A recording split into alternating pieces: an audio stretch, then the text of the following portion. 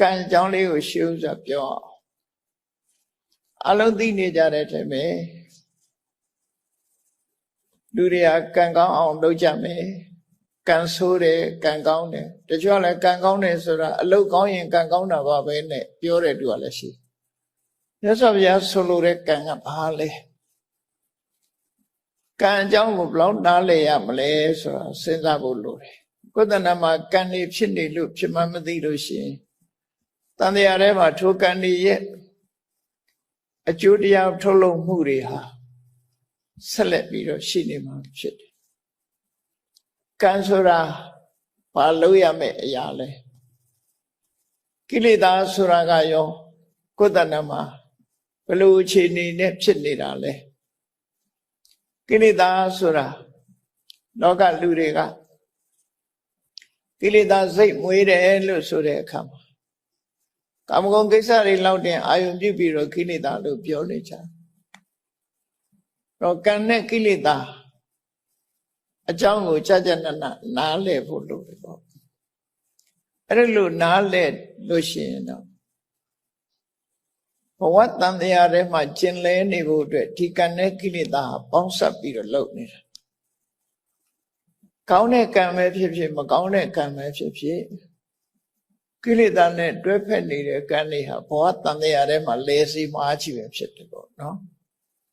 ဘဝတန်တရားလို့ဆိုတာကောင်းတာလုပ်လို့ဆိုးတာလုပ်လို့ဥပမာပဲတစ်ခုပြောမယ်ဆိုလို့ရှိရင်ကုသိုလ်ကောင်းမှုတွေလုပ်ရင်ကံကောင်းလိမ့်မယ်လို့လူတွေကထင်ကြတယ်ဟုတ်တယ်သူတို့ရည်မှန်းတဲ့ကံကဘယ်လိုဟာတော့ဘဝမှာဆင်ပြေမယ်အလုပ်ကိုင်းတွေကောင်းမယ်ငွေကြေးဒနာတွေပြည့်စုံမယ်မတောင်းမတမကြောင်းမကြစားမယ်ယာရုဂုဏ်သိစီစဉ်ဥစ္စာတွေတိုးတက်မယ်အဲ့ဒါကိုကံကောင်းတယ်လို့ပြောကြတယ်နော်သို့တော့မကောင်းတာဘာလဲလို့ဆိုလို့ရှိရင်မကြခင်အိုသွားတာတို့မကြခင်နာရတာတို့ယောဂဖြစ်ရတာဒီကနေ့ခေတ်မှာကြည့်ဆေးရုံဆေးကန်းကြီးတွေကကြီးနေတယ်ရော့သွားတယ်လို့မရှိဘူးနော်မစီရတဲ့နေရာဆိုတာတွေဟာအကုန်စိတ်ကားနေတယ်လူတိုင်းဟာယောဂကင်းတယ်ဆိုတာမတမရှားနေအဲ့တော့ကံကောင်းတယ်နဲ့ကြိုးစားနေရင်ကနေကံဆုံးမိုးမောင်တွေ့နေကြတာဖြစ်တယ်ဘဝတန်တရားထဲမှာကံကောင်းအောင်လုပ်ဖို့အလုံးကိုခဲရင်နောက်ဆုံးပိတ်အဆုံးသတ်မှာတော့အကောင်းတွေ့ဖို့ရမတမခဲရင်လေလူတိုင်းဟာသေဆုံးခြင်းမှာဆုံးတတ်ကြရတယ်ခင်မင်ကြတဲ့ဆွေတွေမျိုးတွေ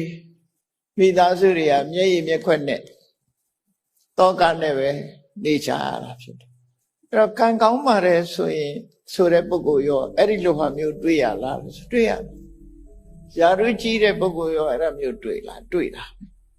စီစဉ်ဥစ္စာချမ်းသာကြွယ်ဝတဲ့ပုဂ္ဂိုလ်တွေလည်းတွေ့တယ်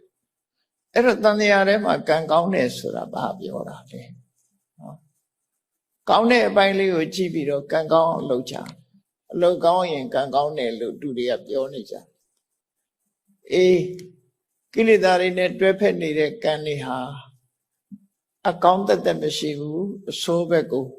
တွန်းပို့နေတာတွေဒါများတယ်ပေါ့ကံနဲ့ကိလေသာနှစ်ခုပေါင်းစပ်ပြီးတော့ဘဝတန်တရားခရီးကြီးကိုရှောင်လန်းစေတာပဲဖြစ်တယ်ကောင်းပြီကံဆိုတာဟာအလုံးကြောက်ရတဲ့အတိုင်းကံဆိုတာကိုကြာဘူးနာဝရှိတဲ့ပုဂ္ဂိုလ်တွေကကံဆိုတာဘာလဲလို့မေးလို့ရှိရင်စေရနာဟံဘိက္ခွေကမ္မဝရမိမြတ်စွာဘုရားကစိတ်ထဲမှာတွန်းအားပေးတဲ့သဘောလေးတွန်းအားပေးတဲ့သဘောကောင်းတာပဲဖြစ်ဖြစ်မကောင်းတာပဲဖြစ်ဖြစ်တွန်းအားပေးတယ်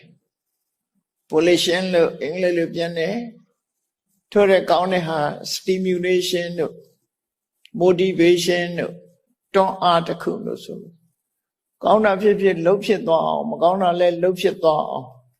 တွန်းအားပေးတဲ့စွမ်းအားတစ်ခုပဲအလုံးကိုစုစည်းတယ်စေတနာဆိုတာ organization ပဲသဘာဝတရားတွေအလုံးကိုစုစည်းပေးလိုက်တယ်အဲ့ဒီစုပေးလိုက်တဲ့စွမ်းအားတွေနဲ့သူပေါင်းစပ်သွားအဲ့တော့ကံကိုဒီတမန်အဖြစ်ပြောရင်စေရနာဟံဘိက္ခွေကမ္မဝရမိလူတွေဟာဒီ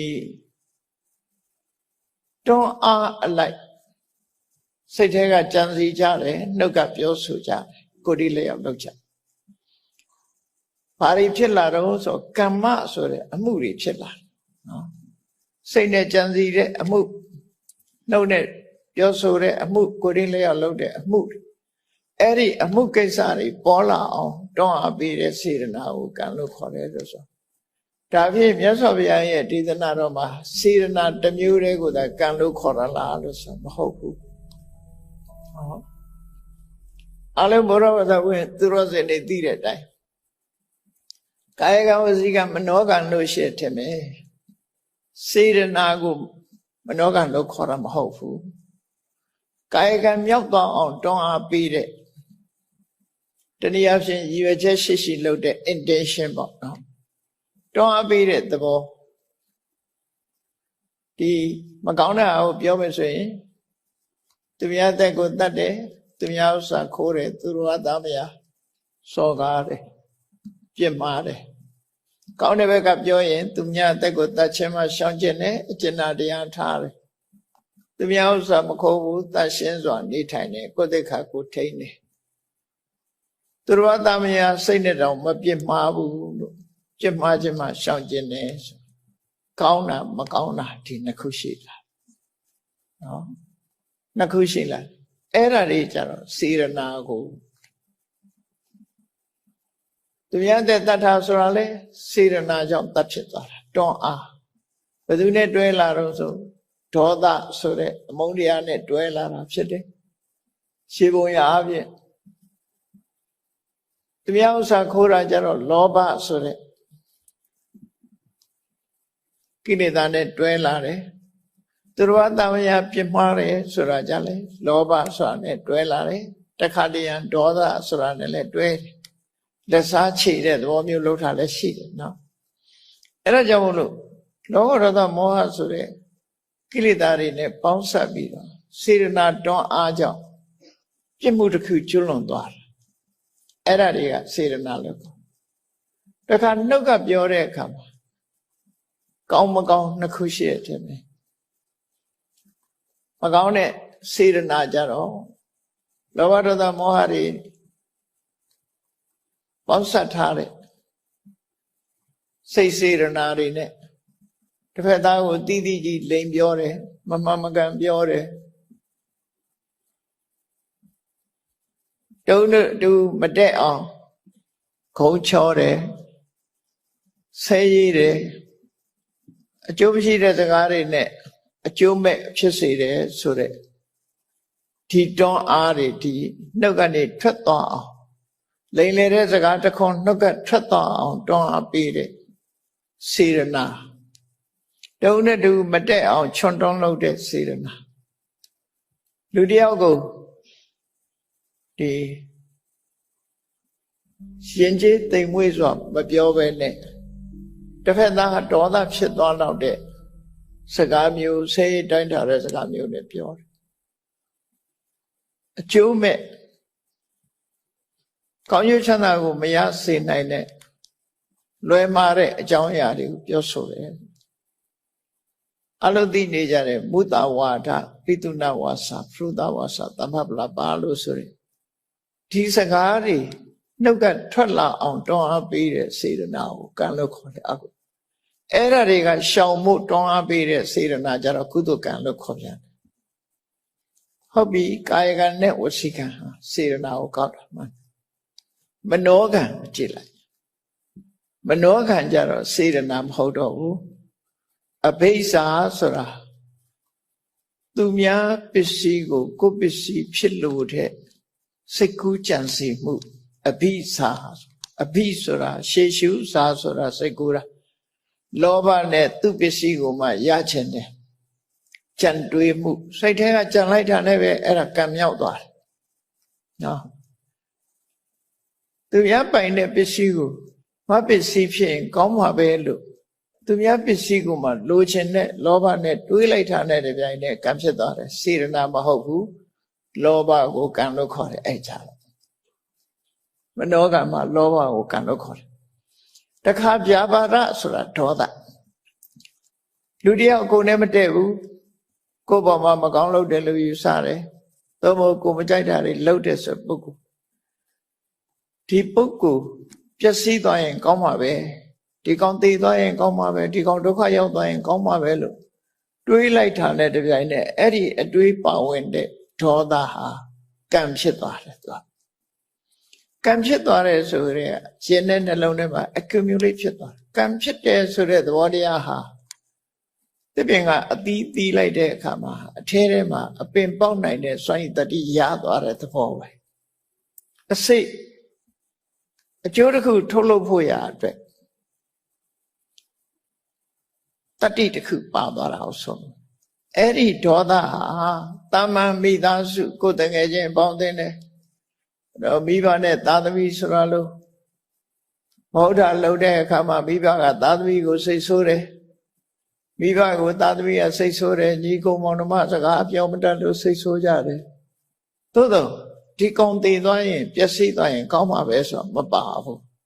ရိုးရိုးစိတ်ဆိုးတာကြတော့ဒေါသ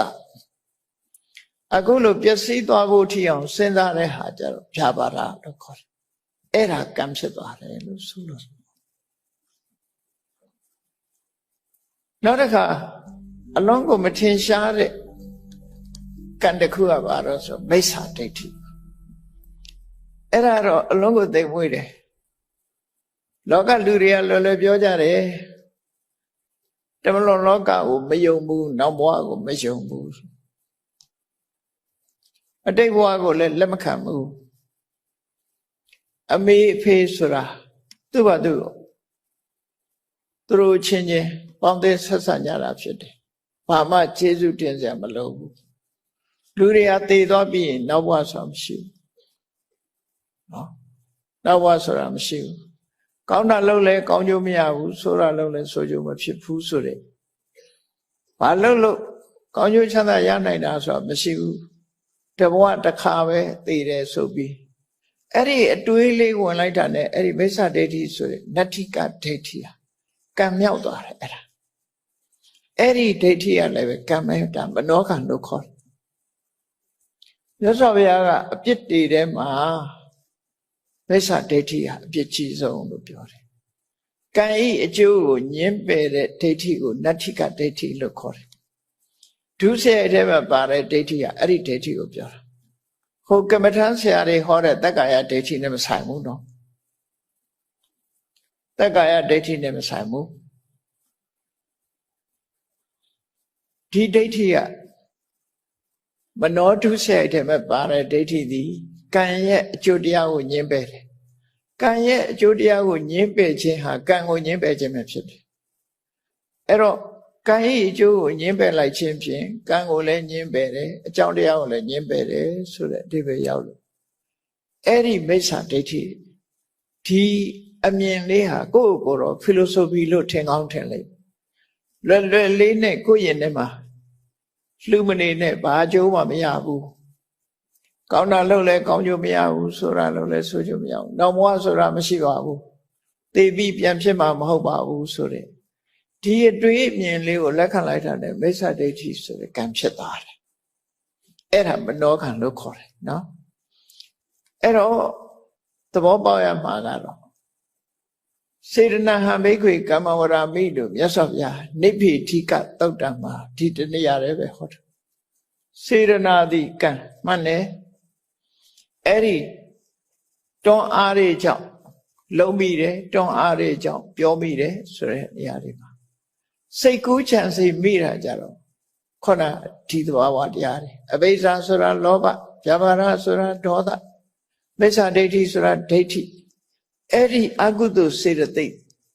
အဘိဓမ္မာသင်တဲ့ပုဂ္ဂိုလ်တွေသိလေအဘိဓမ္မာအကုသိုလ်စေတသိက်၃ခုအဲ့ဒါဟာကံပဲနော်ကံမြောက်သွားတယ်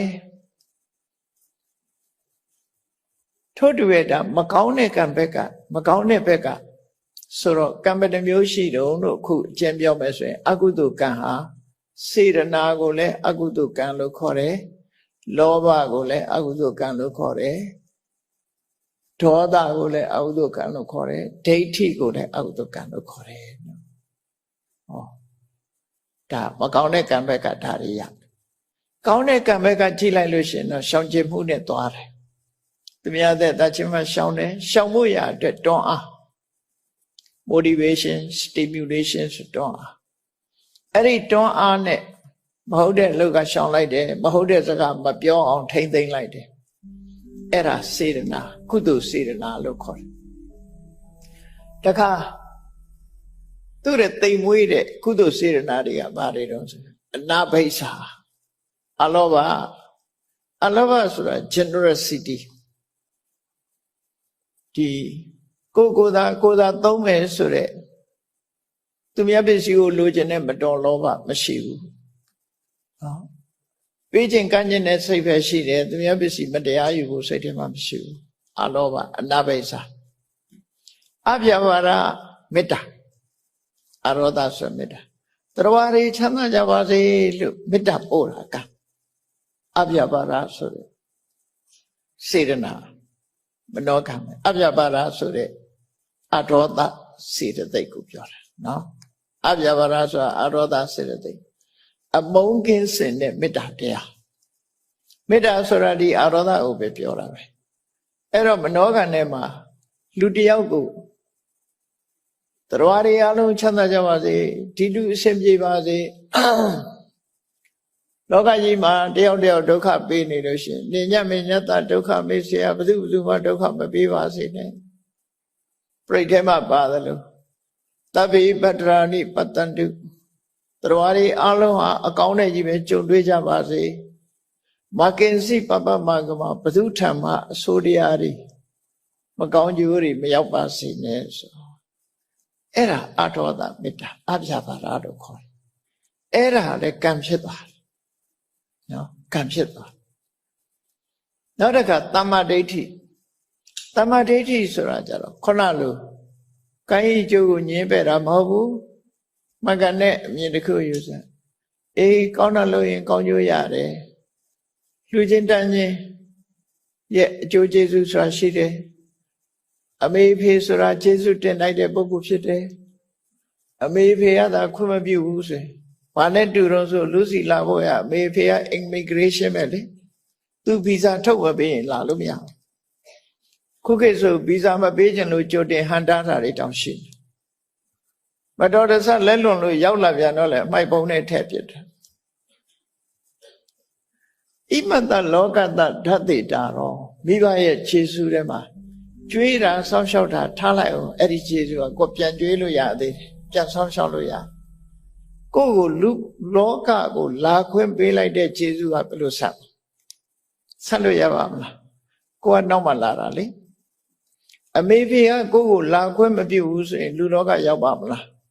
မရောက်နိုင်ဘူးမိုးကြရွှေကိုဖြစ်မှသာရောက်ကောင်းရောက်အမေဖေက immigration ပဲသူလက်ခံမှဖြစ်တာအဲ့ဒီလက်ခံတဲ့ခြေဆုကိုမြတ်စွာဘုရားကဣမတ္တလောကတ္တဓာတိတာရောဆိုမိဘရဲ့ခြေဆုကိုသုံးခွန်းနဲ့မြတ်စွာဘုရားစွန့်အောင်ပြောလိုက်တယ်တခုကအပါဒကကိုဝန်ကလေးကအမေကစောင့်ရှောက်လာခဲ့တယ်မွေးလာတယ်လည်းစောင့်ရှောက်တယ်မောတကမွေးဖွားလာတဲ့နောက်မှာစောင့်ရှောက်ရုံနဲ့မကဘူးကျွေးမွေးတယ်နှစ်ခုစောင့်ရှောက်ခြင်းကျွေးမွေးခြင်းနောက်ဆုံးတစ်ခုကတော့ဘာလို့ဣမတ္တလောကတ္တဓာတိတာတော့ဒီလောကကြီးကိုပြတယ်ဒါဒီခြေဆုကတော့ဆက်လို့မကုန်တဲ့ခြေဆုပဲမိဘခြေဆုကောမဆက်နိုင်ဘူးဆိုတာအဲ့ဒါကိုပြောတာဘာလို့လို့ဆိုရင်ကိုနောက်မှရောက်တာဆိုတော့မိဘကိုကိုလူလောကလာဖို့ဆိုတာဘယ်လိုလုပ်တုံးဆက်သူကအရင်ရောက်တာလေအေးဒါကြောင့်မို့ဒီမိဘရဲ့ခြေဆုရှိတယ်လို့လက်ခံခြင်းသည်ပဲနေသူကတမ္မာဒိဋ္ဌိဖြစ်သွားတယ်အဲ့ဒါမနောကဖြစ်သွားတယ်တုံလောကဆိုတာရှိတယ်လူတွေဟာသိသွားပြီးနောက်ဘဝဆိုတာရောက်လာအောင်မယ်ဆိုတဲ့ကံတရားရဲ့အကျိုးလက်ခံတာတွေမှန်သမျှတမ္မာဒိဋ္ဌိလို့ခေါ်တယ်အဲ့ဒါကြတော့ပညာလို့ခေါ်တယ်မိစ္ဆာဒိဋ္ဌိကဒိဋ္ဌိစေတသိက်တမ္မာဒိဋ္ဌိကြတော့ပညာ right understanding မှန်ကန်တဲ့နားလည်မှုနော်မှန်ကန်တဲ့နားလည်မှုအဲ့တော့အဲ့ဒီမှာကအလောဘရဲ့ အရောဒဆိုတဲ့မေတ္တာရဲ့သမာဓိဋ္ဌိဆိုတဲ့ပညာရဲ့ဒီသုံးခုကကံပဲစေတနာလည်းမဟုတ်ဘူးနော်ကုသိုလ်ကံထဲမှာဒီသုံးခုပါလာအဲ့တော့ကံဆိုတာဟာဒီတရားတွေကိုပြောတာပဲအလုပ်တစ်ခုဖြစ်အောင်တွန်းအားပေးတယ်တွန်းအားပေးလိုက်တာဟာသူက energy တွေစုသွားအောင်သူကစုဆောင်းလိုက်တာဒါမို့အာယုဟနရတ္တလို့ခေါ်တယ်သူတို့ကံတရားတွေဟာပေါင်းစုပေးလိုက်ခြင်းစုလိုက်တဲ့အခါမှာစွမ်းအားပြေလာဒီကံတရားတွေကစုလိုက်သည့်အတွက်ကြောင့်ဆိုပါစို့တစ်ပင်တစ်ပင်ရဲ့အနှစ်ဟာဘယ်မှာသွားစုသလဲဆိုနောက်ထပ်အပင်တစ်ပင်ကိုဖြစ်စေနိုင်တဲ့စွမ်းရည်တတ္တိဟာဘယ်မှာသွားစုသလဲခဏခေတ်တော့ဂိုင်းကူတာတွေပါတယ်ရှိတယ်ပေါ့နော်အဲ့ဒါတွေထားသဘာဝအဖြစ်ဘယ်နေရာမှာသွားစုသလဲလို့ဆိုလို့ရှိရင်မျိုးစေ့မှာသွားစုအသီးမှာသွားစုအသီးမှာသွားစုအဲ့ဒီအသီးတွေကအစိတ်လေးတွေမှာသွားပြီးတော့နောက်ထပ်မှတ်ပြီးမျိုးဖြစ်ဖို့အဲ့ဒါလိုပဲလူရဲ့စိတ်အစဉ်ထဲမှာဒီစေရနာတို့လောဘဒေါသမေဒိဋ္ဌိအလောဘအရောဒတမပညာလို့ဆိုတဲ့ဒီတရားတွေပေါ်မှာအနှစ်တရားစုသွားလို့ဘဝတစ်ခုကျုပ်ပေးမယ်ဆိုလို့ရှင်တရားတွေဟာကျုပ်ပေးနိုင်လားအဲ့တော့ကံတရားဆိုဒီမှာကောင်းတဲ့ကုသိုလ်ကံရှိတယ်မကောင်းတဲ့အကုသိုလ်ကံရှိတယ်ကုသိုလ်ကံအကုသိုလ်ကံရှိမြတ်စွာဘုရားကဘုန်းကြီးတို့တွေနေ့စဉ်ဘာတွေလုပ်နေကြတော့ကိုယ့်ကိုစဉ်းစားကြည့်လိုက်နေ့စဉ်လုပ်နေတဲ့အလုပ်တွေကိုကြည့်လိုက်မယ်ဆိုရင်ဥဘောပုံညင်စပပင်စယမစ္စောကုရုတေဣထာလူဘဝလူဖြစ်လာတဲ့အခါမှာကောင်းတာလည်းလုပ်တယ်မကောင်းတာလည်းလုပ်တယ်နော်ကောင်းတဲ့လုပ်တွေလည်းလုပ်တယ်မကောင်းတဲ့လုပ်အကောင်းကြီးလည်းမဖြစ်ဘူးမကောင်းတာကြီးလည်းမဖြစ်ဘူးအကောင်းလည်းလုပ်တယ်မကောင်းလည်းလုပ်တယ်အဲ့ဒီကောင်းမကောင်းဆိုတဲ့အရာတွေဟာကိုလှုပ်လိုက်တဲ့အရာတွေဟာခုနရှေ့ကတွန်းအားတွေကိုရွယ်ပြီးတော့ကံလို့ခေါ်လိုက်တယ်အဲ့ဒီကံဒီတင်ညိတတတကံဟောတိတင်္စအာရယခစ္စတိကိုယ့်ရင်ထဲမှာဖြစ်သည့်အတွက်ကြောင့်ကိုယ်သာလင်ကိုယ်နဲ့သာသက်ဆိုင်သွားတယ်ကိုယ်ထဲမှာသာဖြစ်လို့ကိုယ်ပဲသက်ဆိုင်သူများနဲ့မဆိုင်ဘူးသူများနဲ့မဆိုင်ုံနဲ့မကဘူးဒီဘဝလှုပ်ထားတဲ့အရာတွေဟာခန္ဓာရှိနေသမျှကလပ်ပလုံးဒီကံတရားတွေကကိုယ်နဲ့အတူပါနေမှာပဲဖြစ်တယ်မကောင်းတဲ့ကံဆိုလို့ရှိရင်ဒုက္ခပေးဖို့ကောင်းတဲ့ကံကအကူအညီပေးဖို့ဆိုပြီးတော့လူတွေမှာကောင်းတဲ့ကံမကောင်းတဲ့ကံဒီနှစ်ခုနဲ့သွားနေမှာပဲအထုံးစံမကောင်းတဲ့ကံကဒုက္ခပေးတယ်ကောင်းတဲ့ကုသိုလ်ကံတွေကျတော့ချမ်းသာဒုက္ခပေးတယ်အဲ့တော့လောကလူတွေကကံဆိုတာအလုတ်ပါအလုတ်ကောင်းရင်ကံကောင်းပါတယ်နဲ့လွယ်လွယ်ပြောကြတယ်နော်လွယ်လွယ်ပြောကြတယ်သူတို့ပြောတဲ့ရည်ရွယ်ချက်ကတော့ခုနကတမန်ကြီးပွားတိုးတက်တဲ့အလုပ်တွေကိုပြောတာဖြစ်ကောင်းဖြစ်လိမ့်နော်တကယ်ကတော့လောကမှာဒီလူတွေမှာနေ့စဉ်နဲ့အမျှကံတရားတွေကဖြစ်နေတာကိုသိသည်ဖြစ်စေမသိသည်ဖြစ်စေလူရင်နဲ့နှလုံးထဲမှာဖြစ်နေတဲ့အရာဟာကိုယ်ရင်ထဲမှာကိန်းသွားပြီသူကရောက်ရှိနေ accumulation ဆိုစုမိဆောင်းမိဖြစ်သွားစုမိဆောင်းမိဖြစ်သွားအဲ့ဒါတွေကတင်ညိတတတကံဟောတိကောင်းမကောင်းတွေဟာကိုယ်ပိုင်ဥစ္စာကိုယ်နဲ့သာသက်ဆိုင်တော့တယ်သဗ္ဗေတ္တကမ္မတကဆိုတာအဲ့ဒါပြောတာကံသာလင်ကိုယ်ပိုင်ဥစ္စာကိုလှုပ်တာကိုယ်နဲ့သာသက်ဆိုင် responsibility ကိုဆိုလိုတယ်နော်ကိုယ်ရင်ထဲမှာဖြစ်တာကိုယ်နဲ့မဆိုင်လို့ဘယ်သူနဲ့သွားဆိုင်မှာနော်ကိုယ်ရင်ထဲမှာဖြစ်တာကိုယ်ခန္ဓာကိုယ်မှာဖြစ်တဲ့ယောဂကိုယ်ပဲခံရ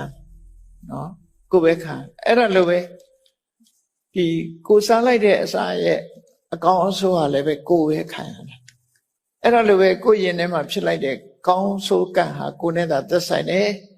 အဲ့ဒါကိုကမ္မတက္ကတာကံသာလင်ကိုယ်ပိုင်ဥစ္စာရှိတယ်လို့ပြောတာအဲ့ဒါကိုပြောတာ responsible ဖြစ်တာပြောဟုတ်ပြီ responsible ဖြစ်သွားရင်ဒီဘဝတည်းလားလို့ဆိုမဟုတ်တင်္စအာရယခစ္စတိဒါကြီးကပါသွားမှာပဲဘယ်လိုလုပ်ပါလာတော့ ကံတရားတွေကဘယ်မှာကိန်းနေတာလဲနှလုံးထဲမှာကိန်းသလားနှလုံးထဲမှာကိန်းရင်နှလုံးခုန်ရက်သွားလို့ရှိရင်နှလုံးဆိုတာသိသွားရင်မီးရှို့တဲ့ထဲပါသွားမှာနောက်ဘယ်လိုလွတ်လိုက်အဲ့လိုမဟုတ်ရင်အုံနောက်ထဲအုံနောက်ဆိုတာလဲဂျမ်းဖြစ်သွားတာရှိသေးတယ်နော်အဆိုင်မှာဖြစ်ရင်ဒီဘဝနဲ့မေ့သွားပြီအဲ့တော့ကံတရားပဲသွားနေ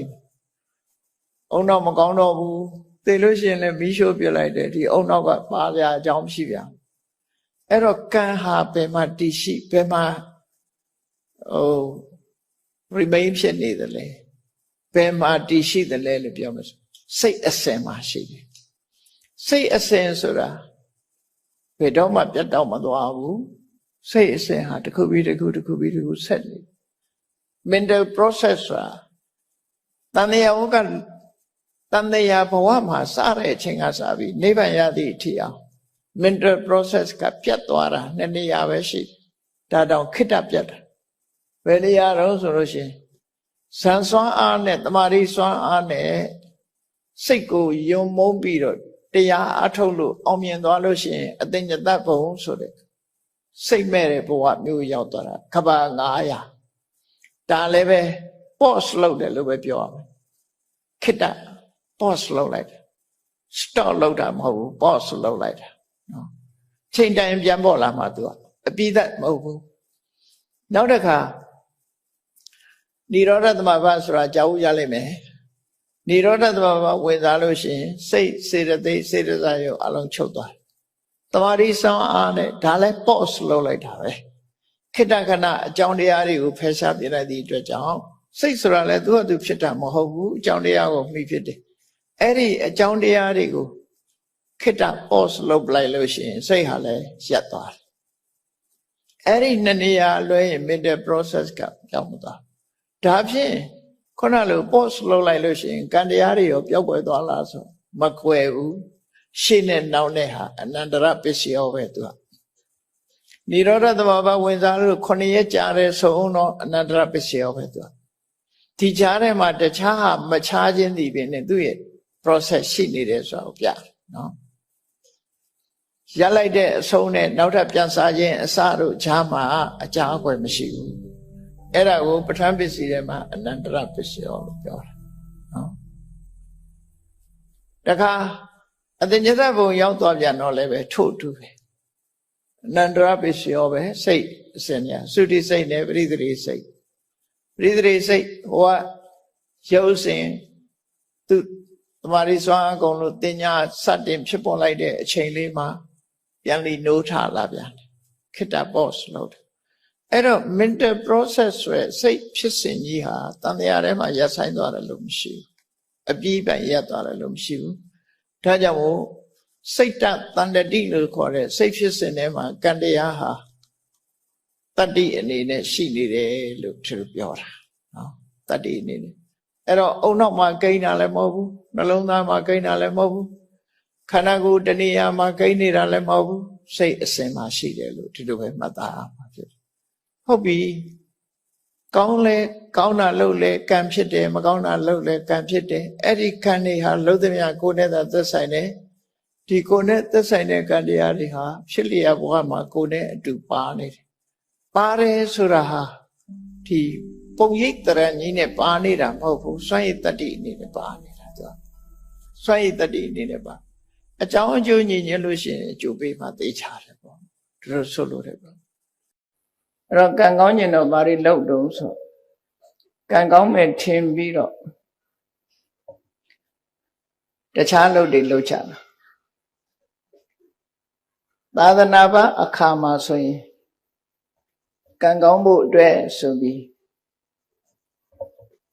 ရေရာတွေလုပ်ကြတယ်အမျိုးမျိုးဆုတောင်းတာတွေလုပ်တယ်ဆုပန်းတာတွေလုပ်တယ်အဲ့ဒါတွေလုပ်ရုံနဲ့ကံကောင်းနိုင်သလားဒီကနေ့ခေတ်မှာတောင်မှပဲကံကောင်းခြင်းတဲ့ပုဂ္ဂိုလ်ကလက်ကောင်းတဲ့အရာတွေကိုအဆောင်အဖြစ်အသုံးပြုနေကြသေးတယ်စဉ်းစားကြည့်ရမှာဖြစ်တယ်ကံကောင်းခြင်းတို့အဆောင်ကောင်းတွေလုပ်ကြတယ်နာမည်ကြီးဖျားပထိုးတွေသွားပြီးတော့ အမျိုးမျိုးပုံပုံလောက်ကြရိစိတ်တာတို့ဆုတောင်းတာတို့ပန်းလူရတောင်းရိုးရိုးပန်းမဟုတ်ပဲနဲ့ဘေးရင်ဆရာညွှန်းတဲ့ပန်းမျိုးနဲ့လှူထမ်းကြတာစဉ်းစားကြည့်မယ်ဆိုလို့ရှိရင်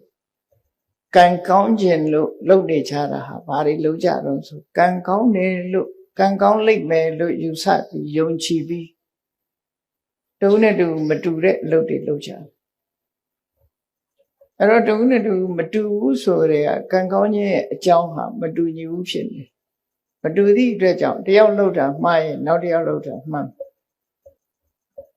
အလုံးအောင်မမှန်နိုင်ဘူးဖြစ်တယ်ဘာလို့ဆိုလူတိုင်းကကံမကောင်းကြဘူးအဲ့တော့ဘုရားဘာသာဝင်သူတော်စင်တွေအနေနဲ့ဒီကနေ့မြတ်စွာဘုရားဟောကြားဆုံးမတဲ့ပိဋကတ်3သွဲနိကေ9ပြာဓမ္မခန္ဓာပေါင်း8400ဆိုတာမြန်မာပြည်မှာထင်ရှားရှိတော့မှဖြစ်တယ်မိမိတို့ကိုယ်တိုင်လည်းဗုဒ္ဓသရဏဂစ္ဆာမိဓမ္မသရဏဂစ္ဆာမိဆိုပြီးဘုရားတရားတန်ခါယရဏ3ပါးကိုစိတ်ကကိုးကွယ်နေကြတဲ့ပုဂ္ဂိုလ်တွေဖြစ်တယ်ဖြစ်ပြီးသည့်အတွက်ကြောင့်ကံကောင်းခြင်းဘာလုပ်ရမလဲမြတ်စွာဘုရားဘာတွေဟောထားတယ်ဆိုတာသိရှိနားလည်ဖို့အမှန်တမ်းအရေးကြီးအဲ့ဒါမသိဘဲနဲ့မှန်းပြီးတော့ကံကောင်းလို့ကံကောင်းညာအဆောင်ကောင်းတွေရှာပြီးတော့လုပ်နေကြတာတကယ်ရောကံကောင်းနိုင်သလားကံကောင်းလို့ရှိရင်တော့မဆိုးဘူးပေါ့သို့တော့တကယ်ကံကောင်းနိုင်သလားဆိုတာဘဝမှာအာမခံချက်ပေးနိုင်တယ်ရှိမရှိအသိဉာဏ်နဲ့ဆုံးဖြတ်ကြအောင်ဖြစ်တယ်ဆိုတော့ကံကောင်းခြင်းနဲ့ကံကောင်းခြင်းအဆောင်ကောင်းလေးဆောင်လိုက်ရင်ကံကောင်းလာမယ်လို့ထင်ကြတယ်တော်များများအဆောင်ကောင်းလေးဆောင်တာနဲ့ကံကောင်းနိုင်မှာမလားဆုတောင်းကြတယ်ဆုတောင်းရုံနဲ့ကံကောင်းနိုင်မှာမလားအဲ့တော့ဒီအဆောင်ကောင်းကိုဘယ်သူကပေးတာတော့ဆိုပေးတဲ့ဆရာလည်းရှိတယ်အဲ့ဒါဆိုလို့ရှိရင်သူကရောပေးတဲ့လူကရောတကယ်ကံကောင်းနေသလားမေးဖို့လိုတယ်လေအဆောင်ကောင်းတွေပေးတဲ့ပုဂ္ဂိုလ်ကရောတကယ်ကံကောင်းသူဟုတ်ကလားနော်စစ်ဆရာကိုယ်တိုင်ကတည်တတ်တယ်ဆိုရင်သူကမသေးအောင်ကုနိုင်တယ်ဆိုတာဖြစ်နိုင်မှာမလားဖြစ်နိုင်ဘူးလေအဲ့တော့အဆောင်ပေးတဲ့ပုဂ္ဂိုလ်ကိုယ်တိုင်ကရောကံကောင်းနေသလားဆိုစဉ်းစားဆုတောင်းရုံနဲ့ကံကောင်းနိုင်သလားလို့ဆိုတော့စဉ်းစားကြည့်လို့ဆိုသူလည်းဆုတောင်းမှာပဲငါလည်းဆုတောင်းမှာအဲ့တော့ဆုတောင်းလို့ကံကောင်းမယ်ဆိုလူတိုင်းကံကောင်းကြမှာပဲဒါအားလုံးကဆုတောင်းကြမှာဟိုမြတ်စွာဘုရားဟောထားတဲ့မဂ္ဂင်၈ပါးတရားဆိုတာနိဗ္ဗာန်ထိအောင်ပို့ဆောင်နိုင်တဲ့စွမ်းရည်တတ္တိရှိတယ်လူလောကမှာလည်းပဲကံကောင်းမှုအတွက်ထောက်ကူတွေအများကြီးဖြစ်စေတယ်ဒီလိုဆိုလို့ကံကောင်းမှုဆိုတာအလွယ်လေးနိဗ္ဗာန်ရဖို့သာခက်တာနိဗ္ဗာန်တောင်ပို့ဆောင်နိုင်တဲ့အကြောင်းတရားသည်ကံကောင်းမှုဆိုတဲ့အကျိုးလောက်ကတော့အသာလေးဖြစ်နေပြုလုပ်တာသက်မွေးဝမ်းကြောင်းလုပ်တာကြိုးစားတာအထောက်တာတတိရှိတာစိတ်တည်ငြိမ်မှုရှိတာဒါတွေကဒီ၈ခုနဲ့ဖွဲ့စည်းထားတာကိုမက္ခလမ်းကြောင်းလို့ဆိုလို့ပဲပေါ့အဲ့ဒီလမ်းကြောင်းကြီးကနေသွားရမယ်လို့လောကမှာတန်တရားဥက္ကတောင်လွတ်စေတတ်တဲ့ဒီလမ်းကြောင်းဟာကံကောင်းဖို့ရာအတွက်ကတော့အသာကလေးဖြစ်နိုင်တဲ့လမ်းကြောင်းပဲအဲ့တော့မြတ်စွာဘုရားကဒီလိုလမ်းကြောင်းဖွင့်ပြပြီး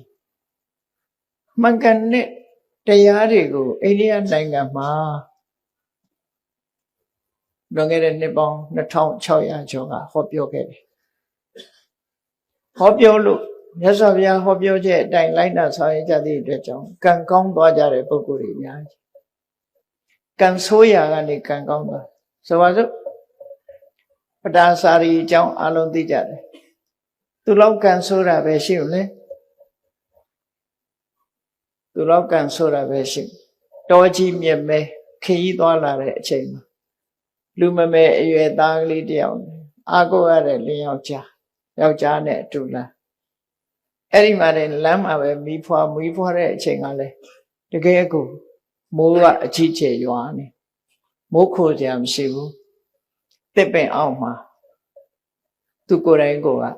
ကြောကိုမိုးဆုပ်ခံပြီးကလေးမိုးမစော့အောင်ထိမ့်သိမ်းဆောက်ရှောက်နေရတဲ့အနေအထားမျိုးစဉ်းစားကြည့်အဲ့ဒီအချိန်မှာချမ်းတို့မီးလုံမိုးရာအတွက်ထင်း600ဖို့ဆိုတာမတန်ခဲနေလေထင်း6သွားခွေတာမမြင်မကန်းနဲ့မဟုတ်ကထွက်ပြီးကောက်လိုက်ကိုက်လိုက်တဲ့အခါသေဆုံးသွားယောက်ျားသေဆုံးသွားလူမမဲကလေးလေး2ယောက်နဲ့သူ1ယောက်တည်းတော်ထဲမှာတညာလုံးအဲ့ဒီကနေပြီးတော့ကလေး2ယောက်လက်ဆွဲပြီးညကရွာထားတဲ့မိုးကအလွန်ကြီးတော့ချောင်းရည်ကကြီးနေအစိရဝတီမြစ်ဆိုတာတခဏပဲရေရှိတဲ့မြစ်ပဲအဲချောင်းရည်ကိုဖြတ်ကူးတဲ့အခါမှာလူမမဲသားကလေးကိုပွေ့ချပြီးဟိုဘက်ရောက်အောင်ပို့ပြန်လာတဲ့အချိန်မှာမွေးပြီးကစားကလေးဆိုနီရဲသေးသေးလေးသားတစ်ထင်ပြီးတော့စွန်ကဝဲနေရကနေထိုးဆင်းပြီးတော့ချီတယ်ကိုကလည်းမြစ်လက်ကောင်ရောက်နေပြီဆိုတော့မောင်းမွေရခက်သွားအဲ့ဒီမှာအော်ပြီးတော့မောင်းရကနေဟိုတစ်ဖက်ကမ်းမှာစောင့်နေတဲ့သားသူခေါ်တဲ့ထင်ပြီးရေတဲ့အဆင်းလိုက်ရေတဲ့ပါပါနာမအာကိုရမဲ့သူ့ရဲ့အမျိုးသားသိဆုံးသွားတယ်စိတ်နှလုံးဖြည့်ပေးနိုင်တဲ့သားလေး2ဦးကလည်းတဦးကစွန့်ချီသွားပြီတဦးကရေထဲပါတော့သူတယောက်တည်းရှိလူဘဝကြုံရတာတွေကိုပြောပြတာနော်ကိုယ်တိုင်ခံစားရရင်ဘယ်လိုနေလဲစဉ်းစားချင်အဲ့ဒီတော့သူ့ဘဝမှာခံစားလို့စိတ်ဖြည့်စရာဆိုလို့အိမ်မှာအမေရဲ့ဖေးရဲ့မောင်လေးရဲ့ရှိသေးတယ်အာကိုရကြီးနဲ့တာဝတိသို့တော့လမ်းမှာတွေပဲသတင်းဆိုကြရညကလေကြီးမိုးကြီးကြပြီးတိုက်ပြိုကြလို့အမေလည်းဆုံးအဖေလည်းဆုံးမောင်လေးလည်းဆုံးဆိုတဲ့သတင်းကြကဲယနေ့မှာဆုတ်တက်သွားပြီးသူဟာတောကဖြစ်တယ်အဲ့ဒီတောကကြောင့်ယူသွားတာတောကုံမတ္တကာတောကကြောင့်ယူတာတိကျပြလို့ယူတာမဟုတ်ဘူးတောကကြောင့်ယူသွားတဲ့ပဋ္ဌာန်းစာလေးမြတ်စွာဘုရားနဲ့တွေ့တဲ့အခါပြေချောင်းမြတ်စွာဘုရားမြင်လိုက်တာနဲ့မြတ်စွာဘုရားနဲ့အခုလိုဒီလိုတရားပွဲကြီးထဲမှာသူကရောက်လာပြီးဘုရားရှိအနာထီအောင်ရောက်လာတယ်လူတွေကမဝင်ဖို့တားတယ်ဒါပေမဲ့လို့သူကဘုရားနာထီရောက်အဝတ်ကမပါဘူးမြတ်စွာဘုရားကကရုဏာတရားမေတ္တာတရားအကျဉ်းမေတ္တာဖြန့်ကျက်ထားတဲ့နှလုံးသားရှိတဲ့စကားနဲ့တတိထားပါလို့ပြောလိုက်တဲ့စကားနားထဲဝင်သွားတာသူတောကလေးဟာရော့ကြအဲ့ဒီအချိန်မှာတတိပြန်ရလာတယ်လောကကြီးမှာရှိတဲ့နေရာတွေအားလုံးနဲ့လူမျိုးလုံးနဲ့သက်ဆိုင်တဲ့ဆိုတဲ့မြတ်စွာဘုရားရဲ့စကားရှင်းပြတဲ့တရားစကားကိုနားထောင်ရင်အသိဉာဏ်တွေဖြစ်လာဟုတ်တာပဲအတယောက်တည်းမှမဟုတ်တာတလောကလုံးဟာကိုယ်ကျင်နာခြင်းသိခြင်းဆိုတဲ့ဆင်းရဲဒုက္ခတွေကြုံတွေ့နေကြတာသစ္စာစဉ်းစားဉာဏ်နာမှာသောတာကိုခဲနိုင်ဖြစ်အဲ့ဒီအချိန်မှာသူသောတာရောကြတယ်နောက်ဆုံးမှာယဟန်ဘဝရောက်သောတာပန်ဖြစ်တရားဆက်ကျင့်တော့ယဟန်နာမှာဖြစ်ကြည့်တယ်လမ်းစဉ်မှန်ကန်တဲ့အမြင်တွေ့လိုက်တဲ့အခါကံဆိုးတဲ့ပဋ္ဌာန်းစာလူကကံကောင်းသူမှဖြစ်တယ်ကိုယ်ရချမ်းသာတဲ့လူတွေဟာအဆောင်ကောင်းလို့ချမ်းသာနေကြတာလားစီးပွားရေးအောင်မြင်နေတဲ့ပုဂ္ဂိုလ်တွေဟာအဆောင်ကောင်းလို့လားလေးကြရှိတယ်နိသူတို့ဘာတွေကောင်းလို့ချမ်းသာတာလဲဆိုတာမြတ်စွာဘုရားဟောတဲ့အခါကျရှင်းတော့ဘုရားဘာသာဖြစ်ပြီးဒုတွေဟာကံကောင်းခြင်းလို့ရှိရင်ဘာလို့အမဲဆိုတာတိတိကျကျမသိချပဲနဲ့ဆူတောင်းတာဟာကံကောင်းတယ်လို့ထင်တယ်အဆောင်ကောင်းဆောင်လို့ရှိရင်ကံကောင်းတယ်လို့ထင်တယ်ကြံပင်ဆိုင်ရဲ့အကြံစီအောင်တယ်လို့လည်းပြောကြတယ်ဂျင်းဆိုင်တဲ့အခါမှာချက်ချင်းကြီးပွားတယ်လို့လည်းပြောကြတယ်ဒါတွေဟာဟုတ်ကဲ့လားအများကြီးပဲအကုန်လုံးတော့ပြောချင်တယ်နော်ကျေတရားဆိုတာအများကြီးပဲလုပ်နေကြတယ်ရွှေကုံဘုရားပေါ်တက်ကြည့်စ နေတော်ကဖေဟာစနေသားသမီးတွေလာပြီးဒီလောင်းတာမွန်းနေတနင်္ဂနွေတော်ကဖေဟာတနင်္ဂနွေသားသမီးတွေလာမောင်းဘာလို့ကြတာတော့လို့မင်းကံကောင်းခြင်းလို့လုပ်ကြအဲ့ဒါတွေကတော့ကံကောင်းနိုင်သလား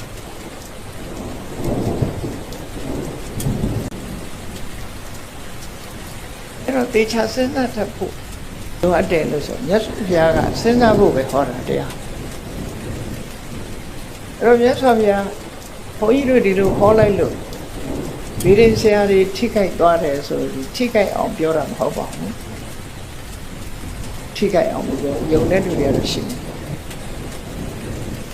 မြတ်စွာဘုရားပွင့်လို့ထိခိုက်သွားတဲ့လူတွေလည်းရှိတာစီးပွားတိုးတက်ပါရစေစီးပွားရေးကောင်းရစေလို့ဆုတောင်းတယ်လို့မရပါဘူးဒါဘုရားဟောတာပဲเนาะစီးပွားဥစ္စာတိုးတက်ခြင်းစီးပွားဥစ္စာတိုးတက်တဲ့နိလန်းကိုမြတ်စွာဘုရားဟောတာဘာဟောတာဥဋ္ဌာဏသမ္မာလုံလဝိရိယနဲ့ပြည့်စုံမယ်အရခသမ္မာကိုရှာထားတာကိုအလေးလို့မရှိအောင်ထိန်းသိမ်းတတ်ရမယ်အမဇီဝိတာမြတ်မြတ်တရသမွေးတတ်ရမယ်ကလျာဏမေတ္တာမိကောင်းဆွေကောင်းရှိရမယ်အဲ့ဒါဒီဘဝမှာစီးပွားဥစ္စာတိုးတက်ခြင်းအကြောင်းဒီလိုပဲဟောတာအဲ့ဒါပဲရေရခြေရမယ်လို့မပါဘူးเนาะအဆောင်ကောင်းဆောင်ရမယ်လို့မပါဘူးဆိုလိုတာကမြန်မာပြည်မှာဗုဒ္ဓဘာသာလို့သာဆိုသေးတာခဏချိန်ထိကောတုဟလမင်္ဂလာဆိုတာတွေကမပြောက်သေးဘူးခေနာဒီအစွမ်းတကူရှိတဲ့ပုဂ္ဂိုလ်ပေါ်တယ်ဆိုသွားကြပြီလောက်ကြပြီနော်အဲ့ဒါတွေကမှန်သလားသွားလူချင်းတော့လူပါမလူပါနဲ့လို့မပြောလို့အမှားမှန်ကိုသိဖို့ပြောရမှာဖြစ်တယ်နော်အမှားမှန်ကိုသိဖို့လိုတယ်ကိုလုံးတဲ့အလုပ်ဟာမှန်မှန်ကိုသိဖို့မှန်မှန်သိရင်တော်ပြီလူတာကိုယ်တော်မှန်မှန်သိဖို့လိုသို့တော့အမှားကိုအမှန်ချင်းနေတာသမာဓိရှိမဟုတ်ဘူးဒီကနေ့ထိအောင်ရန်ကုန်မြို့မှာပန်းတော်ပြောပါဦးရန်ကုန်မြို့ရွှေတကုံသွားကြည့်နော်ဒီကနေ့ထိအောင်ဂျိုးပြီးလမ်းပြီးတွေနဲ့လုပ်လို့ချင်တယ်မရှိဘူးအဲ့ဒါဘုရားဘာသာရဲ့အသင်္ပဒံမဟုတ်ပါဘူးအဲ့တော့မြန်မာနိုင်ငံကလူတွေဟာဘုရားဘာသာစစ်ဖြစ်တဲ့ပုဂ္ဂိုလ်ရှိကောင်းရှိနိုင်တော့လေလူတိုင်းဟာဘုရားဘာသာစစ်မဖြစ်သေးဘူးလို့ပြောအောင်နော်ဘာကြောင့်လဲဆိုတခြားနိလန်းတွေပေါ်မှာဆွဲလန်းမှုယုံကြည်မှု superstition ဆိုဆွဲလန်းနေယုံကြည်မှုအဲ့ဒါမြန်မာပြည်မှာဘုရားဘာသာလို့တာဆို superstition ညာချင်ဆွဲလန်းမှုညာဘလုံးလာတဲ့လုပ်ငန်းတစ်ခုပေါ်ဆွဲလန်းနဲ့လုပ်နေကြဖြစ်အဲ့ဒီအဆွဲလန်းကင်းတော့မှဘုရားဘာသာအစစ်ဖြစ်ဒါကြောင့်မို့တရားဓမ္မဆွဲလန်းမထားပဲနဲ့ကြိုးစားအထောက်ဖို့ဒါပဲပြောချင်ဒါကြောင့်မို့တော့ဒါတော့လမ်းစာလေးတွေပေါ်ပြောတယ်နော်လမ်းစာလေးပေါ်ပြောဒီကံကောင်းခြင်းလို့ရှိရင်စိတ်ထားကိုပြန်ကံကောင်းရင်အဆောင်ရှာရမှာအဆောင်ရှောက်ဆောင်းမှာမဟုတ်ဒီနာကဘုရားဘာသာနိုင်ငံတနိုင်ငံဖြစ်တဲ့ဗမာတွေကခေါ်တော့ရိုးရရလို့ခေါ်တယ်ထိုင်းနိုင်ငံအဆောင်ကိုအလုံးကိုမမောတယ်ဗမာပြည်ရဲ့ဆိုဘုန်းကြီးတို့စီတောင်ရောက်လာထိုင်းနေတစ်ခါရောက်လာပြီးမလုပ်လဲခေါင်းလေးထိုးပြီးခေါင်းပုတ်ခိုင်းနာနာရိုက်လိုက်ရင်တော့မှတ်ကောင်းမှတ်တော်လိမ့်ခေါင်းပုတ်လိုက်တာနဲ့သူက blessing ပေးတယ်ဆိုကျင့်တဲ့ခေါင်းပုတ်ခိုင်းရတာဘာကျင့်တဲ့ဆရာခေါင်းကိုကောင်းလာပုတ်တယ်ဘယ်ကျင့်တဲ့ဆရာခေါင်းနော်ဒီရစီနဲ့ခေါင်းဖြန်းနဲ့ရိုက်လိုက်ရင်သဘောတွေကိုကြတပြေကကလေးနဲ့သာရေပက်လိုက်တယ်ဆိုရင်ကိုယ်ကိုယ်သဘောကြကံကောင်းသွားတယ်လို့စိတ်ထဲမှာထင်အာမကိုလောက်ပါဘူးအာမကိုလောက်ဘုရားဘာသာဆိုပြီးတော့အဲ့ဒါတွေအာမကိုသိမ့်ဘူးလို့ပြောချင်နော်ဘုန်းကြီးတို့ဟောထားတဲ့ဒီသာသနာနဲ့အစွမ်းတကူများဆိုတရားနာဖို့တဲ့လူတွေရှိကောင်းရှိတယ်အစွမ်းတကူနဲ့သာသနာဆိုတော့ စွမ်းတကူဆိုတာမရှိဘူးတော့မဟုတ်ရှိ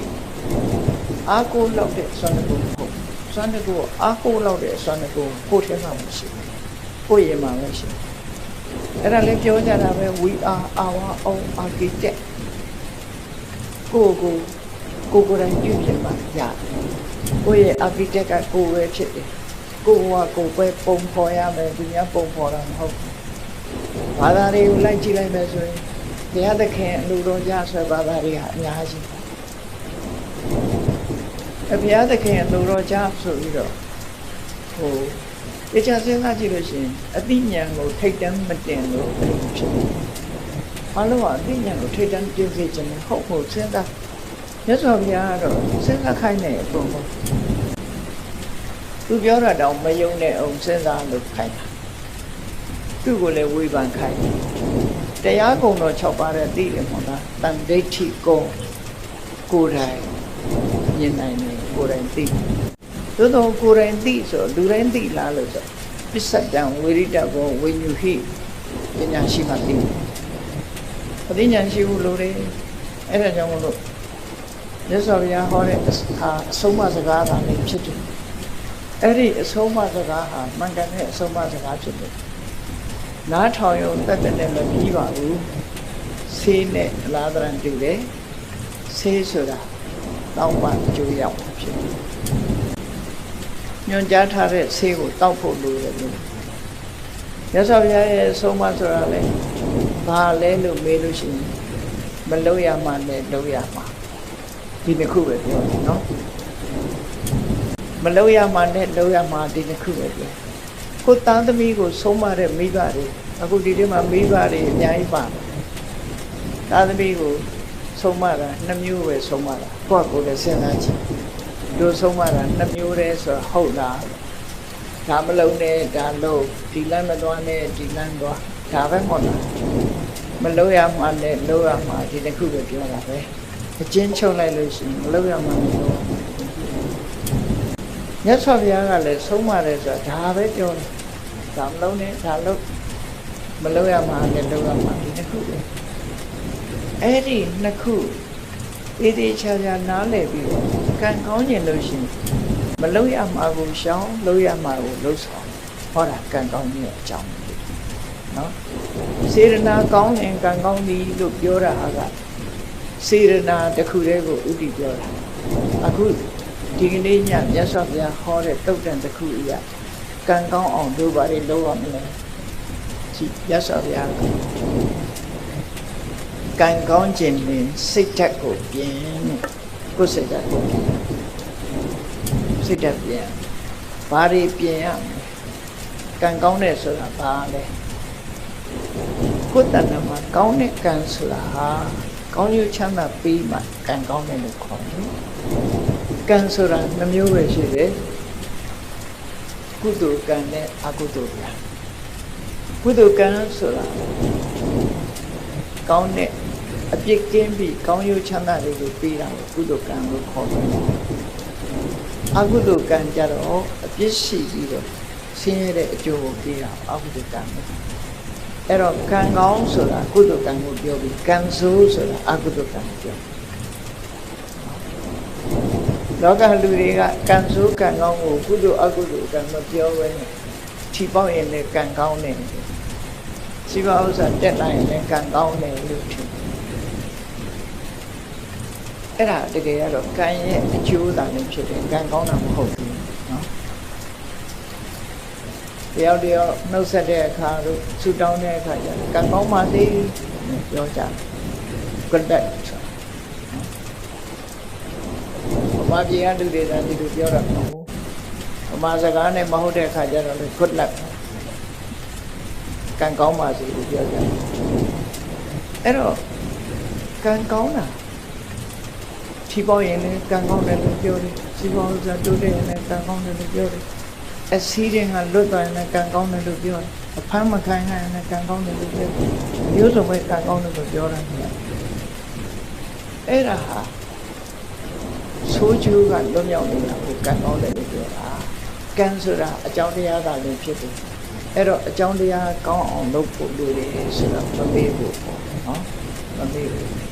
ရောမြတ်စွာဘုရားဟောတာသမပတ္တိဆိုတဲ့တုတ်တံဟောထားပုံမျိုးကြည့်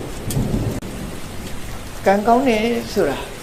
ကိုယ်တဏ္ဍာမှာကုသိုလ်တရားတွေဖြစ်မှကံကောင်းတယ်လို့ပြောလို့ရတယ်။ဘာလို့တော့ဆိုရင်အနဝိဇ္ဇာဒုက္ခဝိပါကလက္ခဏာအပြစ်ကင်းပြီးကောင်းကျိုးချမ်းသာခြင်းပြီးတဲ့ကုသိုလ်တရားတဲ့။အဲ့ဒီကုသိုလ်တရားကိုယ်တဏ္ဍာမှာရှိတယ်။ဒါကြောင့်မို့ကံကောင်းခြင်းစိတ်ထားကိုပြင်စိတ်ထားကြတော့ပြင်မွေးရမေ့ကြသတိမထားကြဘူးဘုရားဘာသာဖြစ်ပြီးတော့စိတ်ထားမကောင်းတဲ့လူတွေအများကြီးဖြစ်ဘုရားဘာသာဖြစ်ပြီးရသော်များရဲ့ဆုံးမနဲ့အညီမနေနိုင်မဲ့စိတ်ပုတ်စိတ်ယုတ်တွေနဲ့နေကြတာတွေအမှန်တမ်းပါများအဲ့တော့စိတ်ထားကိုဘယ်လိုပြင်ရမလဲလို့ဆိုတာကြည့်ရသော်များရဲ့အဆုံးမအပေါ်တို့မဟုတ်ကောင်းတဲ့အလုပ်လုပ်ရတဲ့အပေါ်မှာယုံကြည်မှုစိတ်ဝင်စားမှုနေပါရဟုအတ္တဖရာတရားကိမဲ့ခြင်းလို့ဆိုတော့လူတယောက်ဟာစိတ်ဝင်စားမှုဆိုရင်ကိုယ်အိမ်မှာကိုယ်ဝယ်ထားတဲ့ဘုရားကံတော်တန်ရှင်းလုပ်ချင်မှလုပ်မှာစိတ်ဝင်စားမလဲဘူးလေစိတ်ဝင်စားဥပုံတွေဥပုံဆောင်မှုလည်းစိတ်ဝင်စားမနဲ့ထားတန်ဃာတွေဆွမ်းလောင်းမှုဆိုစိတ်ဝင်စားအဲ့ဒီတရားပွဲရှိလို့တရားပွဲသွားဖို့တရားနာဖို့စိတ်ဝင်စားအဲ့ဒါအတ္တလို့ခေါ်အဲ့ဒီအတ္တဆိုတော့မယုံကြည်မှုရှိလို့ရှိရင်စိတ်ကောင်းတဲ့အလုပ်ကိုစိတ်ဝင်စားဖို့ဆိုရင်ကံမကောင်းဘူးတဲ့ဒါကြောင့်ကံမကောင်းစေတတ်တဲ့စိတ်မဝင်စားဘူးကောင်းတဲ့အလုပ်ပေါ်မှာစိတ်မဝင်စားဘူးဆိုတော့တရားတရားကင်းမဲ့နေတဲ့စိတ်ထားကိုတရားတရားထက်သန်တာနဲ့ပြုပြင်ပေးလိုက်ပါစိတ်မဝင်စားရင်စိတ်ဝင်စားအောင်လုပ်ပါဒီဆရာတော်တရားဟောရသော်ပြတရားတွေကလည်းဟောကြမှာဖြစ်တယ်သွားပြီးတော့တရားနာပါနာပြီးတော့တရားနာမယ်အသိဉာဏ်တိုးအောင်နာမယ်ရေရမောရလို့ဆိုတဲ့အတွေ့အကြုံနဲ့မတွေ့ပါနဲ့ဘယ်တရားဟောရကြီးရတယ်ဘယ်တရားဟောရတော့ငိုက်တယ်ဆိုတာမျိုးဖြစ်စေတရားနာတယ်ဆိုတာဘာအတွက်နာအသိဉာဏ်ရဖို့နာလို့ဆိုလကအညောင်းခံပြီးဘလို့ကငုတ်တုတ်ထိုင်မလို့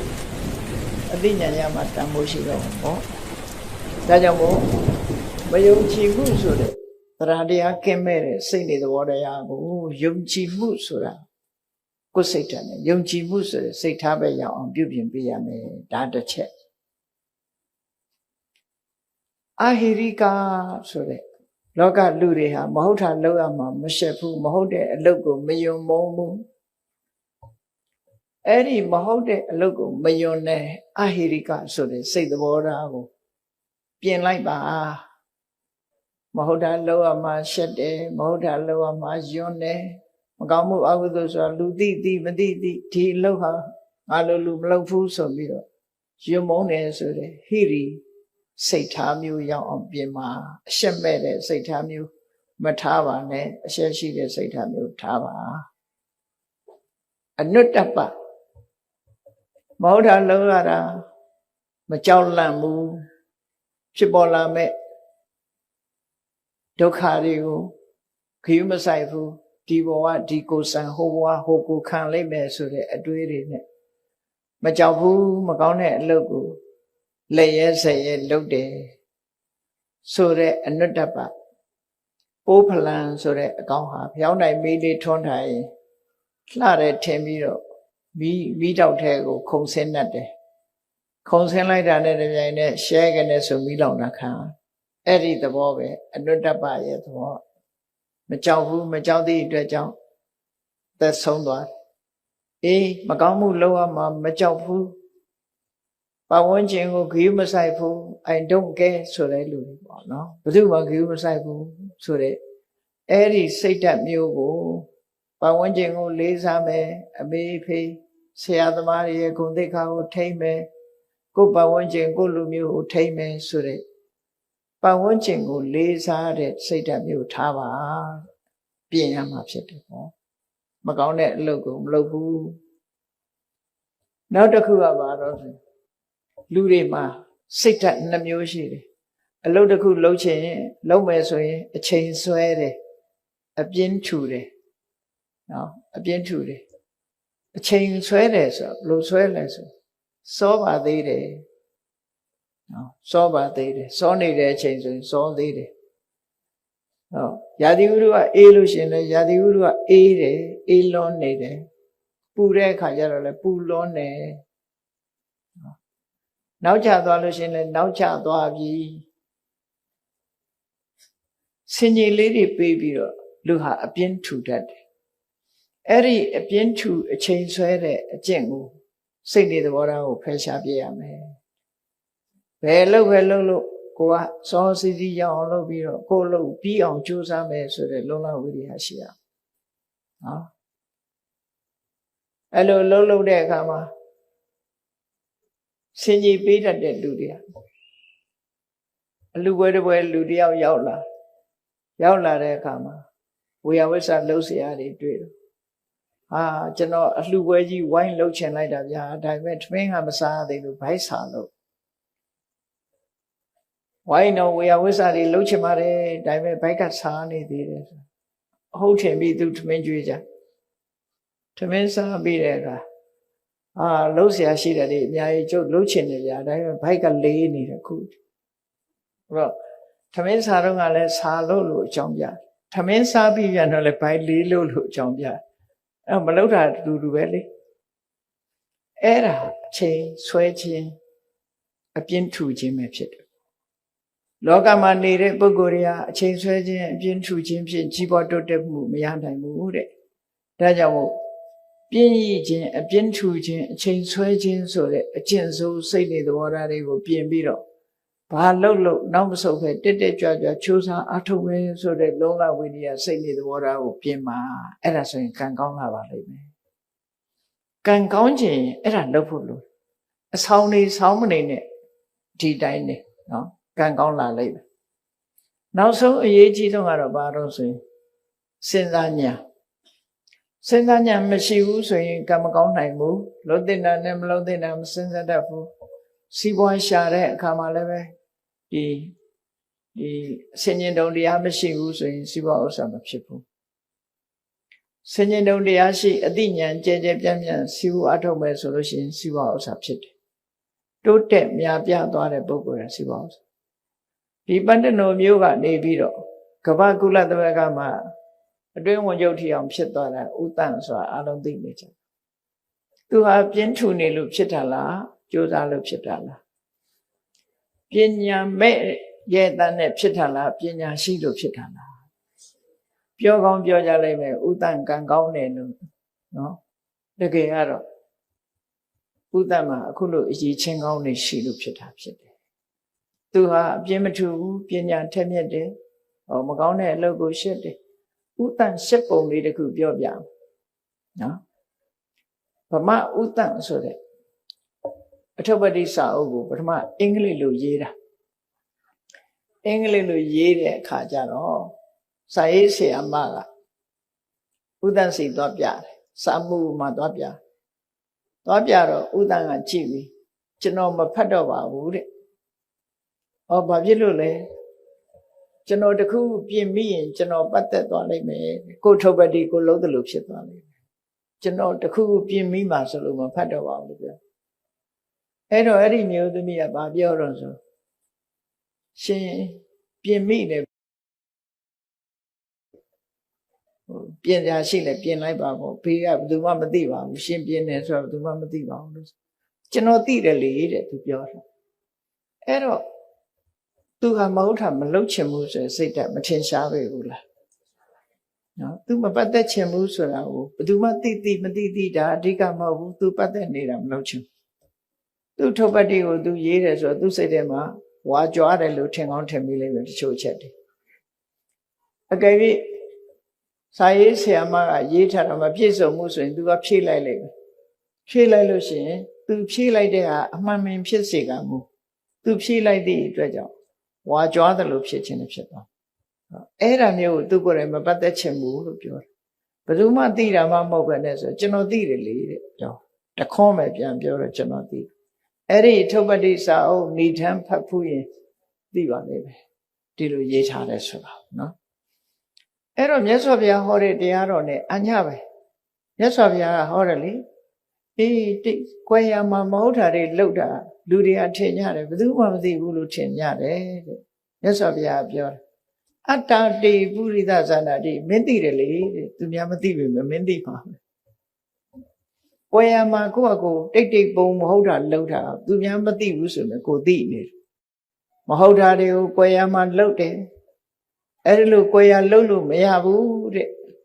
ကွယ်ရဆိုတာမရှိပါဘူးတဲ့ဘာလို့လဲဆိုအတ္တတေပုရိသဇာနာတိယတိကာတိဝနာဝမင်းလှုပ်တာမင်းလှုပ်တယ်မလှုပ်ဘူးဆိုတာမင်းကိုယ်တိုင်သိနေတယ်လေကွယ်ရပဲဟုတ်တယ်ဘယ်သူမှမသိဘူးဆိုတာမဟုတ်ဘူးမင်းသိနေတယ်ကိုသိနေတာသိပြီလေရှက်เสียမကောင်းဘူးလားတို့တွေကံကောင်းပြီးကြီးပွားတိုးတက်ခြင်းနဲ့ဆိုလို့ရှိရင်ဝိရိယရှိရမယ်ပညာရှိရမယ်ကိုချင်းတရားကောင်းမွန်ရမယ်ကောင်းတဲ့အလုပ်ပေါ်မှာစိတ်ဝင်စားရမယ်ဆိုတဲ့စိတ်ဓာတ်တွေမိမိရဲ့တဏ္ဍာမှာမရှိသေးရင်ရှိအောင်ရှိပြီးလို့ရှိရင်တိုးတက်ရှင်သန်များပြားခိုင်မာလာအောင်ကြိုးစားအထောက်ကြရမှာဖြစ်တယ်လို့ကိုယ်စီမှတ်သားပြီးကျင့်ကြံပွားများကြိုးစားအထောက်နိုင်ကြပါစေကုန်သတည်း